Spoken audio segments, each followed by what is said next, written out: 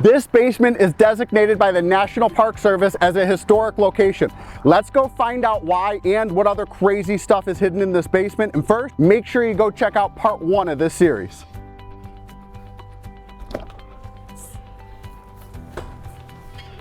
All right, so we're inside here in the basement of the Historical Museum, and this is the archive. This archive is really amazing, and today we're sitting down with Connor to learn more about what this archive has here in this basement and how it can help you learn if you wanted to learn more about the history of Ypsilanti. So let's start off we know that this location was designated by the National Park Service. Yeah, it's designated by the National Park Service specifically on the National Underground Railroad Network. And the reason we're designated with that is in our collection we have a ledger from Asher Ray and his family. Asher Ray moved to Ypsilanti in the 1840s, settled in Pittsfield Township, did most of his business in Ypsilanti, and we have his ledger in our collection. And as I said before we started rolling, there are only 2 keys to the fire safe that has it in our collection. One on my person at all times, and then one stored away in case I get hit by a bus. But essentially what that ledger does, and the reason why it's so impactful, is it essentially proves that this family, and I should say Asher Ray and his family, were free African Americans who did not escape enslavement, but chose to move to the Pittsfield Township, Ypsilanti area. And this ledger shows certain times at different times of the year that they purchased larger amounts of food, blankets, clothing, and then there's always I forget the exact denomination, but there's always a significant charge for a trip to Canada. And so essentially it sort of proves that this free African American family was an active participant helping escaped enslaved people make it to Canada. That's awesome. And so when did this location receive that designation? Yeah, that was in 2011, and that was after several years of correspondence back and forth between us and the National Park Service, and they actually sent out a team and recorded everything, and so we're very proud of that distinction. Very cool. That's awesome. Amazing. Yeah, it puts a really cool mark on this place. It really does. And so let me ask you, how did all of this come to be? How did this Ypsilanti Archives, start, and how did it get here? That's a great question. Like everything Ypsilanti, it's complicated, but complicated in a good way. This archive originally started off as the official city archives in 1924. So we've been collecting documents, maps, atlases, books, photographs, postcards, as you were seeing earlier, sent for 100 years. And initially started off as the city archives under the first city historian, Lewis White. Lewis White was an avid local historian who essentially did a significant amount of research on his own. He was doing so much research that the city decided we might as well just put him on the staff so he actually has an income from it. They started gathering ledgers from the civil courts, from the criminal courts, like I said, maps, atlases, books, newspaper clippings, an obituary file from Highland Cemetery, and then eventually the city couldn't afford a city archive or a city historian. And at that point, the Ypsilanti Historical Society was created, and so a lot of the collections from the city archives made their way into our collection. Wow. That's very interesting. That's very cool. And so what are some of the ways that you guys continue to get? Do you guys continue to get like more historic information, and how does that typically happen? That's a great question. So generally in archives and museums, there's a push and pull between what we call active collecting and passive collecting.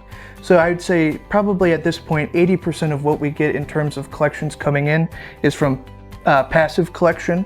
So essentially, mom or dad passes, you put a dumpster in the driveway, and you come across historical documents, and it's our role and our job to make people aware that this is a place where they can bring those documents, newspapers. I always say bring it in and I can tell you whether or not it's something that would be interesting to us. Yeah. And people are often surprised that, they'll show me something and I'll go, oh my gosh, that's X, Y, or Z, and they're like, this was, they're glad that they stop in because we can then make that available to researchers now, 10 years from now, and 50 years from now in the future. Yeah. The other 20% is active collecting, so actually going out into the community and making connections with people, and again, making them aware that this is an institution, much like your neighbor, Cheryl Farmer. Yeah. I've connected with her, and we're working on getting her papers together from her time as the mayor. So. Yeah. Nice. That's good information. So Connor, what is your actual title here? So it's a little convoluted, but it's the graduate student archival intern. I'm a graduate history and historic preservation student at Eastern Michigan University. I started there in 2021. It was also the time I moved to Ypsilanti. And because of my tenure in the historic preservation program, I'm one of the 2 interns here at the Historical Museum and Archives. Yeah, nice. And it seems like you're doing amazing work. And so before we started rolling, he was telling us some stuff that he's getting involved in, and it was really cool. Okay, so knowing that, Connor, what has kind of been the main thing that you're focused on or working on here at the archive? Probably the 2 pillars that I would point to would be, the first is processing the physical collections that we have. And the second is my necessarily claim to fame, but one of the things I'm most proud about in terms of initiatives, which is my board of trustees approved $11,000 for a $7,500 broadsheet newspaper scanner and a $1,500 book scanner, which allows us to scan any bound book in our collection without disbinding it. And one of the things we've been focusing on in particular is uploading all of these copies of newspapers to our webpage with the Internet Archive. Wow. And making them not only free and available to the public digitally, but also it's called optical character recognition, so it's all word searchable, the entirety of our collection. It's amazing, yeah, sure is. Yeah, so and essentially what you're doing is you're taking, newspapers, magazines, books from the 1800s. Some of them, you told us, are the only copy in existence anywhere in the world, right? Exactly. So they're some of the only copies in the world. You guys have them here, and then so you're actually digitizing them so that they're online. People can see them just like on the screen there at home. And the really cool part about that is, one, it's going to last forever. We know it'll be there. The other cool part is you can now search these documents. So like up on the screen there, you'll see like Graves, AA Graves. So if you were to go to this document and type in Graves, it's then going to pull up every place in this document where it says Graves, right? Exactly. You could also go to just the main homepage for the Internet Archive and in parentheses type in a.a.graves, and it will search the over 1 trillion documents, web pages, and everything in the entire collection. And it'll come up with this specific newspaper and any other time that it comes up in any of the over 1 trillion documents. So and then they'll be able to see whether it's postcards or newspapers or whatever. You can see from your family lineage to whatever you want to know more about. You can kind of learn right here with the archives. Absolutely. Yeah. That's awesome. That's really cool work that you guys are doing here. Then. Well, we are very appreciative that you guys have come in and are highlighting us. Well, you're a very interesting person, Connor. Well, they told us some great stories too. Yeah. Do you want to tell us one of your most unique stories that you have that you've been here since you've been here that you've learned about? That's a great story, a great question to a great story, which is there have been 3 previous cemeteries in Ypsilanti other than the current St. John's and Highland Cemetery. The first one was on the corner of Summit and Michigan Ave, which is now a party store. Underneath that party store is probably at least 7 to 10 people that were not moved to what then became the official city cemetery, which was Prospect Park. Yep. The entirety of Prospect Park was a cemetery up until the 1890s.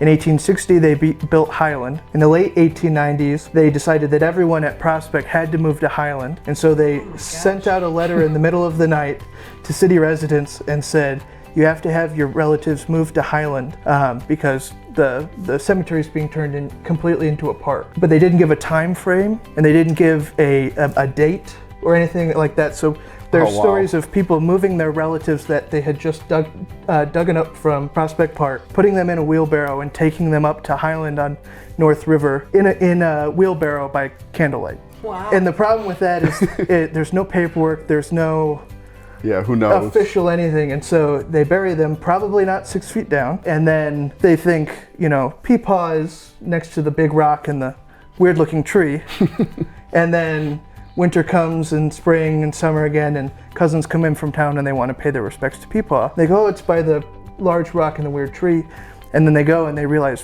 there are a lot of large rocks and really weird trees. And so not only are there cases like that at Highland, but there are at least, by last estimate, probably between 40 and 50 people still buried underneath Prospect Park. So Wow, that were just never moved. that were never moved for any number of reasons. No descendants or family moved away, that sort of thing. So nobody got the memo. right. Yeah. So tell us a little bit about the John Collins story that you told us the last time we were here. It was just simply amazing. As I was saying previously, I grew up in Southwest Michigan. We don't have this kind of history where I come from. That's one of the reasons I've absolutely been enamored with the city of Ypsilanti. Story maybe not as entertaining as our other ones, but still historically important, which is in the 1960s, Ypsilanti was home to the co-ed killings, also known as the Michigan murders. John Norman Collins was a student at Eastern Michigan University and was a member of the Theta Chi fraternity. And he was convicted on one count, but is suspected of killing a total number of 13, mostly college-age women, and one minor girl throughout Ypsilanti, and then 2 University of Michigan students in Ann Arbor. And throughout all of that, in talking about the physical location of our building on North Huron Street, the building to our north was the city hall and the jail, and 2 doors down was the district court. And so they would literally walked him from the jail down the sidewalk in front of this building to the district court and then walked him back. And at the time, it was a really big media spectacle. Yeah. And so I always say, imagine hundreds, if not thousands of people, but hundreds of reporters with cameras lining up and down this street wanting to get the photo of John Collins. And the reason why more people aren't familiar with the story, or it's not a national story, I should say, is the same week that John was charged was the Manson murders. Yeah, yeah. So it got overshadowed. Exactly. And then, really interesting, after we had talked, Trevor went and looked John Collins up, and then what did you find out? You found out that he is still alive. Yes, I found out he actually ended up, they tried to connect him to a murder in California, and he's actually still alive in the Jackson Penitentiary. Yeah. Yep. Yeah, they moved him from Marquette down to Jackson within the last 2 years, I think. Yeah. Yeah, the reason they charged him here in Michigan and didn't extradite him to California is because then Governor of California, Ronald Reagan, was pretty adamant about ending his life, I'll put it that way. Yeah. So, and the death penalty. Exactly. Yeah. Gotcha. Okay. Wow. So it's a really cool story you told us is your favorite story. Now, what would you say is your favorite artifact? If there's one physical thing in this basement that, let's say there was a fire and you could only grab one thing, what are you grabbing? What's your most important favorite thing in here? Now that changed my answer, because when I first started, I had a predecessor, and that was one of my first questions that I asked her. I said, you know, if you had to pick something, I think I asked it that exact same way, which is, you know, if there's a fire, what do I tell the fire marshal to go grab? Right. And it's probably the ledger. The ledger for the National Park Service. Exactly. Okay. That is probably one of the things in our collection that is beyond any financial value. Gotcha. It is more of a broad, you know, historical impact. Absolutely. For a lot of things. That makes sense. So minus that, let's take that out. Let's assume we already know that's super important. What would you be your favorite thing outside of that? Well, I love everything. I want to make that clear. But if I had to pick, It does. It's very good. we have a collection. This is actually coming up at a perfect time. We have a growing collection. A man from the 1880s named Hing Li. Hing Li was a Chinese immigrant to the United States, settled in Ypsilanti with his brother Kwang, and they both started a laundromat that existed for about 85 years. And Hing's descendant then went on to run the laundromat, and Wing's son, Paul, ended up serving in the United States Army Air Corps. And that's a growing collection that we've been able to put together. And we actually were able to identify a photo of Hing from the late 1890s. Nice. And we're putting information together. So right now, that's probably my favorite collection that I'll let the fire marshal grab the ledger and I'll go grab the Hing Li file. So. Awesome. Cool. That sounds good. Well, we appreciate that. And now, lastly, we just want to kind of tell everybody, like, we know there's a lot in here, but let's just give them some examples, right? For example, one of the artifacts that they have here, I want to be very careful with it, is this map. I'm going to hold up this map. Tell people about what this map is. Yeah, that's currently the oldest map that we have in our collection is 1819. That's one of the first early surveys done by the territorial government for the Northwest Territories prior to the establishment of the Michigan Territory. And it even shows the original French land claims that were made prior to the British even taking control over this area. So that's also probably something that I should put highly on the list of things to grab. That's cool. Yeah. And so these 4 plots here were the French plots? Correct. Wow. Yep. That's very cool. That was their claim. That was their initial claim. Very cool. Well, next, I'd love if we could just take a real quick tour around, show people just like in general what kind of, stuff is here. Because there's a lot of really cool historic stuff, but there's also a lot of cool just like property records and old police records and birth records and things that might just be important to just a couple people. And so let's just take a quick tour around. All right, so here we are in kind of the archive rooms, and give us kind of a tour, Connor. What do we see around us here? Absolutely. So right here we have a collection of our city directories. Probably one of our most used items. Okay. There are many communities that exist across the United States that have nothing close to the range of years that we have and make available free to the public. So city directories get used a lot. Later on, we no longer have city directories. We move on to phone books. Yeah. So we make those available, including phone books from as early as 1911, 1915. The question is, I currently don't have a use for that. But it's very possible that somewhere down the line, someone may have a reasoning for that, be it a loved one or doing genealogy. Yeah, you want to, right. Ancestry.com, you can fill in the blanks. Come on down here and check out that. Yeah, that's great. Definitely. So what else do we see? Look at these criminal dockets. We have civil dockets, criminal dockets going back to the early 1920s. This is one of the things that we inherited specifically as the official city archive and have sort of fallen into our possession, which frankly we're happy about, because confident they wouldn't exist in this kind of condition if they hadn't been given to us in the 1960s. So amazing. Yep.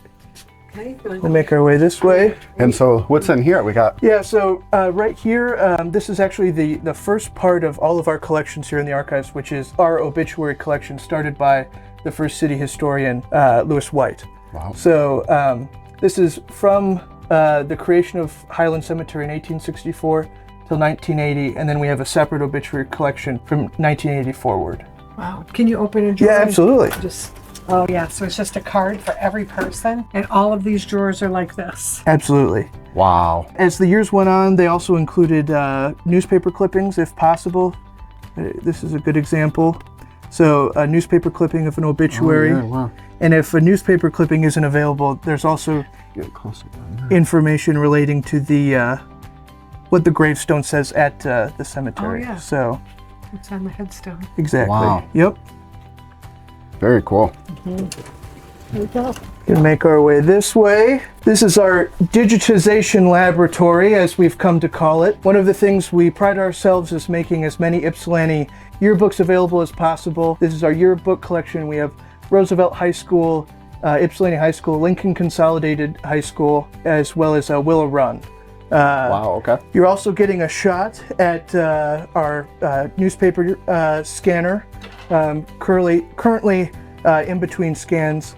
And I'll just reiterate and say that these are the only physical copies of these newspapers that exist anywhere else on Earth. Wow. So here's the actual paper that was up on the, on the screen. This is the actual thin paper.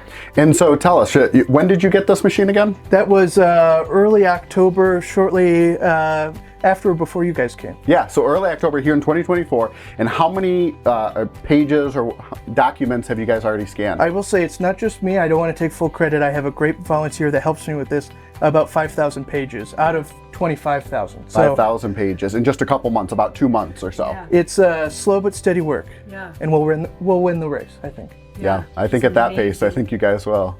So awesome. And then you can see a lot more. So what are some of the documents? Yeah, one here? of our well-used collections is we have a street address collection, particularly in the Historic District. We have a lot of people that are trying to get things passed with the Historic District Commission. Oftentimes they'll come in and see if we have a file specifically on their street address, and I can make that available to people. We have a business collection. That's our map collection where that historic map came from. Those are our atlases that we make available. Right behind you is the church collection. Wow. And then behind you again is our family collection, which is on specific people or families in Ypsilanti that we've been able to gather documents on. Up top are all compiled family genealogies that we make available through our database that you can search. Wow. We have an African American history collection, a Willow Run bomber plant and airport collection, Michigan Central Railroad, and then a collection of veteran oral histories done in Ypsilanti. So wow. It's kind of a short, and then obviously we make different Eastern Michigan University, Ypsilanti, Washtenaw County resources in terms of books made available as well. So now, what are these up here? I forgot that those were there. These look awesome. Yeah, so we one of the great things that we've been able to do as the Ypsilanti Historical Society is partner with our historic preservation program at EMU, and one of the classes that we take is curatorship. Okay. And so I'm glad that this actually came up. These were all potential, there's swords up here as well, an acid-free archival tissue paper, I want to make that clear as well. These were potential objects that were going to be done for this curatorship class. So essentially the students get from the first floor to the attic to pick any object in the museum that they have a fancy for and do a complete curatorial project on that. So wow. That's these were all on display at one point, and they're down here and should go back up, actually, frankly. Yeah, that's very cool. That's very cool. So as you guys can see, there's so much information in here. Yeah. It's actually kind of a little overwhelming, frankly. If you're not coming here with a particular purpose or reason, it's almost a little overwhelming. Or if you don't have a Connor. Yeah, if you don't have a Connor, you know, on your team. But the cool part is everybody can check this out online. You don't have to come in here and be overwhelmed. You can be at home, be online, and just search for what you're looking at. And so tell people at home, how can they actually go and find this information? Two great things to make available are ypsihistory.org, which is our website. Mm-hmm. Through our website, you can access all of our digitized resources, yearbooks, newspapers, and then also on our website is a connection to our online photo archives, which is hosted by the University of Michigan Library, right, where we make soon to be over 20,000 Ypsilanti-related digitized photographs available to the public for download at high resolution. So yeah, that's awesome. So we're going to make sure to put both of those links below this video. So all you got to do is go below. Both of those links will be on there, and you can check out the whole history, the photo archive, anything that you want to. And if you have some free time, come visit Connor. What are your hours of operation here? We're open, I'm here Tuesday through Friday, 2 p.m. till 5 p.m. We're also open Saturday and Sunday from 2 p.m. till 5 p.m. Nice. So one more thing I'll just say is feel free to email me. My email address is yhs.archives@gmail.com. So perfect, sounds good. Is there anything else you want the people to know? That's a great question. So many things, but I think that's good for now. Yeah. So that's awesome. Sounds good. Well, we'll probably be back in the future. I'm sure we will be. Update. I'm sure we will be. Give us a call if he's got something really cool. Absolutely. That he comes across. Definitely. We'll probably be covering maybe a little bit more niche stories here and there. We'll see. And if you have something in your family in the city of Ypsilanti or the township, and you're not quite sure what you want to do with it, maybe you could bring it on to Connor, and maybe he could then save it for you and your family. So definitely, which would be awesome. Definitely. Yep. Awesome. Hope you guys have loved this video. And as always, if you're looking to move to such a historic area like Ypsilanti, make sure to give us a call at the phone numbers below. We'll see you in the next one, guys. See you later. Thank you.